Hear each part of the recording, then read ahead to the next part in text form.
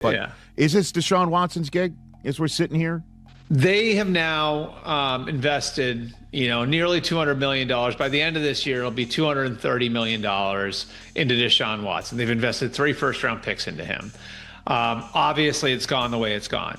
The Browns' quarterback situation just got another layer of explanation, and the message is pretty clear. Deshaun Watson is going to get every chance to start. That is the reality Albert Breer laid out. And whether Browns fans like that answer or not, it makes sense once you look at everything this organization has already invested. Because this is not just about one quarterback battle. This is about a franchise that has spent years burning through hope after hope, now sitting at a crossroads where the front office, the coaching staff, and the fan base are all looking at the same question from completely different angles. Do the Browns finally move on from Watson, or do they give him one more real shot? According to Breer, the answer is simple. Cleveland is going to give Watson a real chance. That does not mean everyone in the building is thrilled. That does not mean the fan base is sold, and it definitely does not mean Shedeur Sanders is out of the conversation. But it means one thing above everything else. The Browns have invested too much to walk away without seeing this through. Here's the part nobody is talking about. Cleveland has already poured nearly $200,000 into Watson, climbing to roughly $230,000 by the end of this year. On top of that, 3 first-round picks are tied to this situation. When you add those pieces together, this is not just a quarterback decision anymore. This is one of the biggest organizational bets in modern NFL history, a bet that has not paid off, and a franchise that is not ready to officially admit that yet. Look at us mixing sports right now. But Yeah. is this Deshaun Watson's gig as we're sitting here?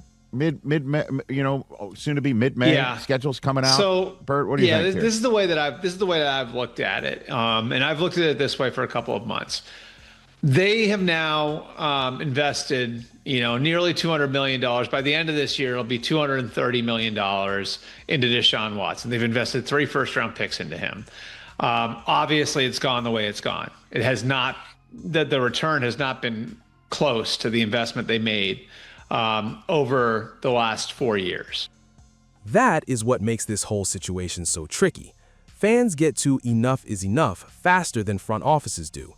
Media gets there faster too. But Breer's point is that the Browns do not just want to move on emotionally. They want to know for certain there is nothing left to salvage before they fully close the book on Watson. Because the worst thing Cleveland could do would be to give up too early and then watch Watson go somewhere else and look like the player they were hoping he would be. That is the nightmare scenario. Not just that they failed with him, not just that they spent all that money, but that they walked away before they were absolutely certain the old version was gone for good. Here's the part nobody is talking about. It is much easier to go from Watson to Shedeur than the other way around. If Watson starts and struggles, the Browns can pivot. If Shedeur gets the job and struggles, pulling him out feels much more complicated. The veteran gets early leeway, the rookie gets developmental runway. That is just how the league works. So starting Watson first is the safer organizational move. It gives them a cleaner way to gather information. It lets Shedeur keep learning instead of being thrown into the fire before the staff is sure he is ready. But here's the bigger truth. This is still a transition year for Cleveland unless a much better answer suddenly appears. They have a new coaching regime, a veteran quarterback with a massive financial history, and a young quarterback who may eventually be the long-term answer but has not yet been handed that crown. Not rebuilt, not reset, still transitioning, and still searching for the answer that has been missing in Cleveland for far too long. It has not. The return has not been close to the investment they made over the last 4 years. You know what would be worse, though, than just striking out on this? What would be worse would be striking out, not giving him a chance this year, and then seeing him go and ball out somewhere else in 2027. So, I think for the Browns, part of this is you sort of owe it to yourself to at least give this a run and see.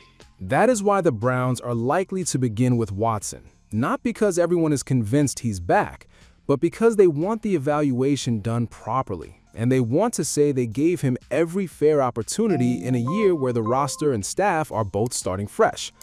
Todd Monken is a huge part of this. He is not carrying any of the old baggage. He did not make the Watson decision. He did not build the previous offensive philosophy. That means he gets to look at this situation completely clean.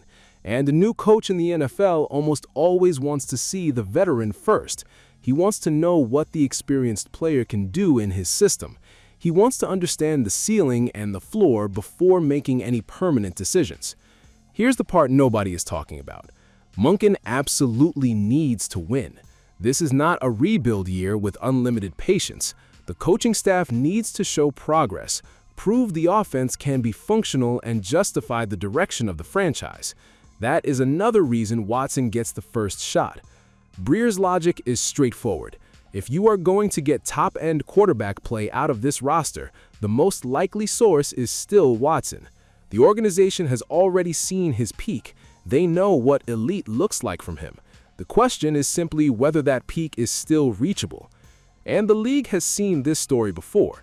Baker Mayfield, Sam Darnold, Daniel Jones, former high-profile quarterbacks who found another chapter after people had already written them off completely. The Browns are probably thinking if those reclamation stories can happen, why not theirs? That is where the frustration for Browns fans comes in. Many of them are already over it. They are tired of the Watson story. They are tired of waiting, and they believe the answer might already be sitting in that building in Shedeur Sanders. That frustration is real, and it is valid, but the Browns are not making this decision from an emotional standpoint. They are making it from an investment standpoint. They want to know if the expensive bet still has value. If it does, everything changes. If it does not, at least they move on with clarity.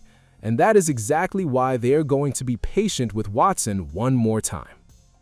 And make sure that that top 5 quarterback that we all watched play in 2017 and 18 and 19 and 20 isn't still in there.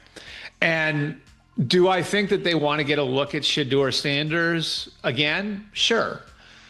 I also think it's much easier to pull the plug on Deshaun Watson 4 games or 8 games into the season and go to Shedeur Sanders than it would be the other way around. That patience also ties directly into how the Browns are handling Shedeur Sanders. Breer made it clear that it is much easier to pull the plug on Watson early and hand the job to Shedeur if things go poorly than it would be to do the reverse. That is an important football principle.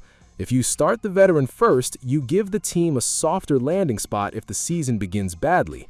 If the rookie starts first and struggles, the public reaction becomes louder and messier. So from a team management perspective, Watson first is simply the cleaner move. That is not the same as saying it's the smartest football move in every scenario. It's just the one that fits Cleveland's current structure best. They can evaluate Watson, they can keep Sanders in the building learning the system, and they can make the switch later if needed. That flexibility is actually valuable. And if Watson somehow looks like the player everyone remembers from his Houston days, then the whole organization suddenly has a very different problem, a much better problem. Here's the part nobody is talking about. Nobody walks away casually from something they have already poured this much into. That is human nature. That is also franchise nature. When the Browns say Watson will get every chance, they are not just talking about a placeholder situation. They genuinely want to know if the old level can come back. They want to know if Monken's system can unlock a version of Watson that Stefanski's offense never fully did. That is a real possibility in their minds. And until it's completely ruled out, they are not moving on. That is what keeps this whole thing alive, the hope. And in Cleveland, hope is always the most dangerous thing in the room. Subscribe for more Browns coverage and drop your thoughts in the comments because this Watson versus Shedeur conversation is only getting bigger from here.